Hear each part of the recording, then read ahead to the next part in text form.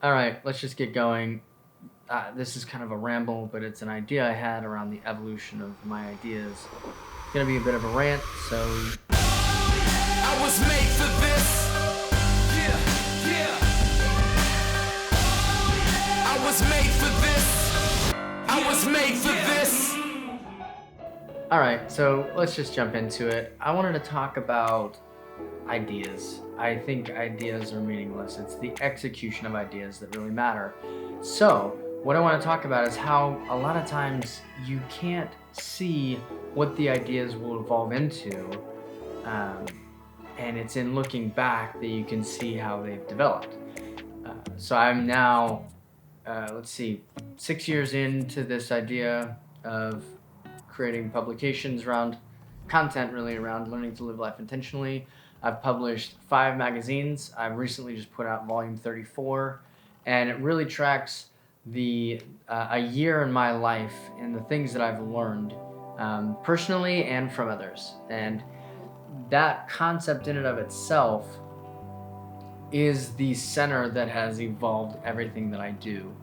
But one part in particular that I really want to focus on is the People Who Inspire Me series that really I want to talk about where they came from. So let's go back to the very beginning. This is 2015. I am working on the magazine, about to finish it, and I am doing the end page of the acknowledgments. Actually, by this time, it's 2016. But this all started by just acknowledgments of people that had impacted me in my life. And volume 30 was the very first magazine I put out. And it was, people close to me, but then it was also inspiring artists that I was followed that had affected me. And then I've talked about this before. A lot of the magazine I wanted it to be 90% kind of carried over from the previous year, something that could be a base to build off of. But then in that 10%, I really wanted to refine it. And so the first year, volume 30 in the back, it just had acknowledgments. And it was very simple. That evolved into the closing section being People Who Inspire Me. And this became people that I was following on Instagram or Twitter or YouTube, that their art and the words they were saying, their work was resonating with me. And this came out of the passing of my grandfather, who was very influential in my life. He was someone who I really connected with. I felt like it was the base of kind of my story of starting this magazine, with the idea of, instead of waiting until I'm 80 to write my story, I write it year after year. And it came from taking his book with me as I traveled through France, and regular people reading it being interested in what he had to say, just a normal person's life. So that was like a nugget that stuck with me. And it was in this time when he was nearing the end of his life. I went to visit him. I was trying to explain to him how much of an impact he was in my life, and he just, I don't know if he was just being modest or he didn't really get what I was trying to say. I was trying to explain, like, no, it's like really made an impact in my life. And he's just like, well, you're the one doing it, and not me, it's you, kind of thing. Trying to push the credit back on me. He's like, I'm just a normal person. And I really wrote this. I took some of my favorite pictures of him and my grandma that I love, and I wrote this article about we'll never be able to understand the influence we have on people. And that was part of the just saying, like, these are people who inspire me. Most of them they have no idea who I am. They don't know me. I'm just another follower to them. And I just wanted to, like, showcase over the years the multitude of people that come in and pull out pieces inside of me that go into my art. And each year is kind of looking at that. And then this previous year, so inside of volume 34, must have been a year ago now, I was really looking at how can I take what I've been doing to the next level. And I started this idea around wanting to interview people and do like mini documentaries around them.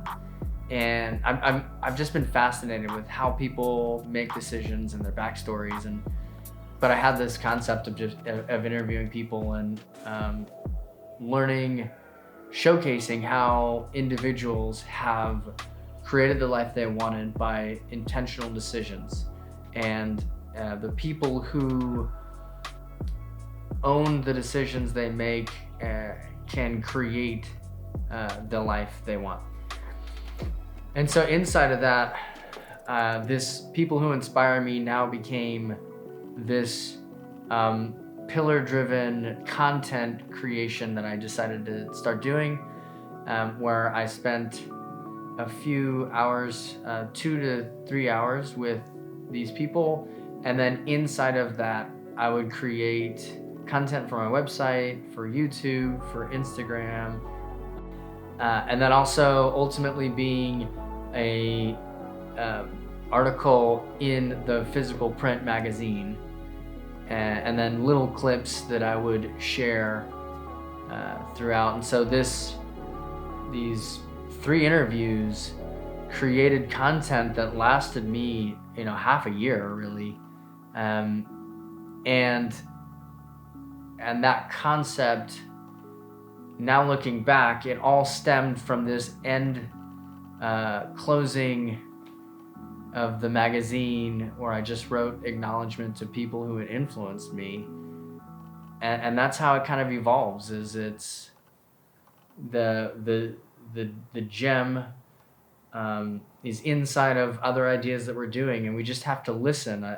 Everything that I do kind of operates out of, when you feel inspired, you have to act.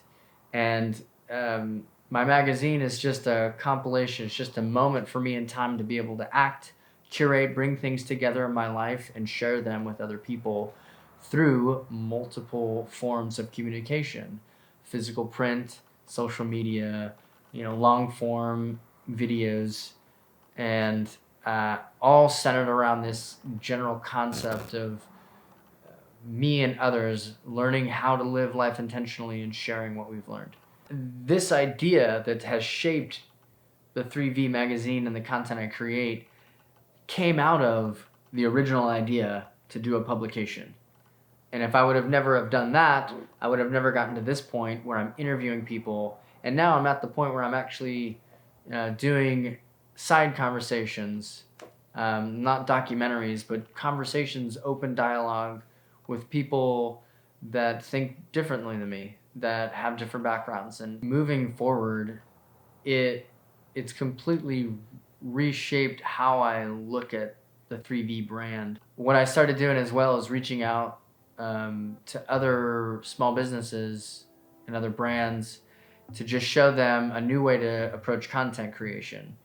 And it all kind of stems from me being a small business and creating the things that I needed, especially around video.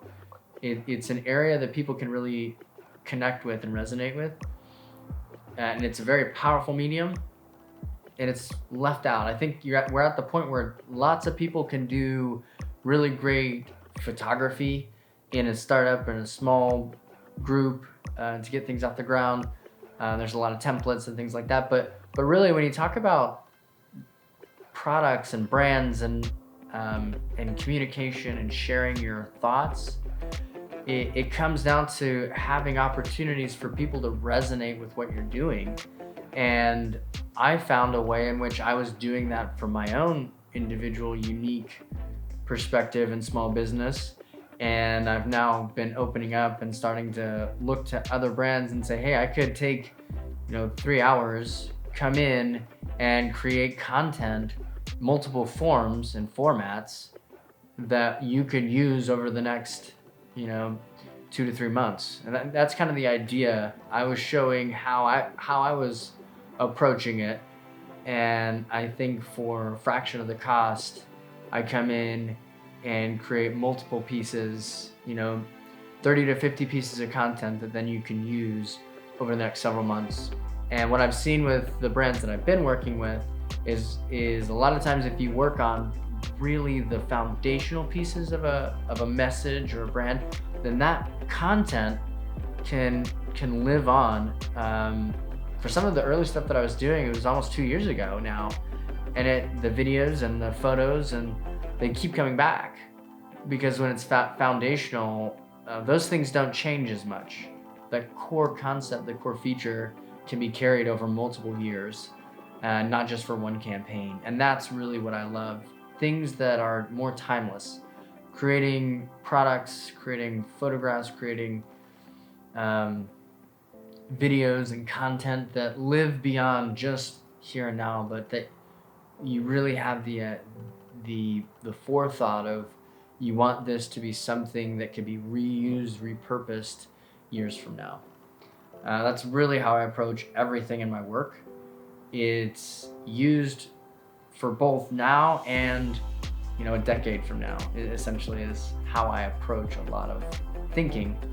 The very first magazine, it was, how do I create this that in 10 years this design still feels fresh and relevant and connected to its original release. But volume 40 is going to be much different than volume 30. And even looking at volume 34 is vastly different than volume 30. And I couldn't have gotten here by just making the leap. It came through years of work and iteration, and taking little ideas, executing them, releasing, and having more, and that's the cycle. And it will lead you to your next best work. So that's just one of the things I wanted to leave.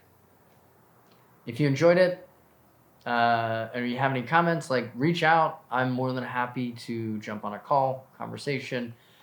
I'm more than happy to have a conversation and talk through some of the things. I'm in no way think that I'm right. This is just my perspective. All right, thanks for sticking around, and I'll see you in the next video.